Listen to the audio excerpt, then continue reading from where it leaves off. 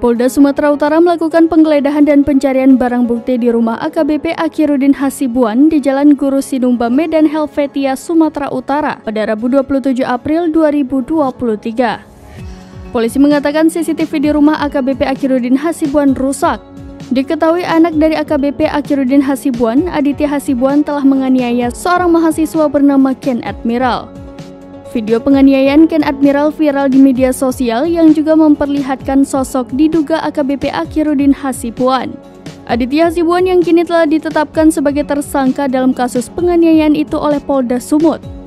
Dirkrimum Polda Sumut, Kombes Sumaryono mengatakan penggeledahan di rumah AKBP Akhiruddin berlangsung hampir 2 jam lamanya. Proses penggeledahan tersebut ternyata dilakukan secara paksa. Kombes Sumaryono mengatakan barang bukti yang diamankan mengarah pada beberapa unsur pasal dan keterangan yang disampaikan oleh beberapa saksi pelapor dan terlapor. Namun sayangnya rekorder CCTV di lingkungan sekitar rumah ditemukan dalam kondisi rusak atau sudah lama mati. Tetapi Sumaryono mengatakan pihaknya akan melakukan pengecekan uji secara laboratorium forensik.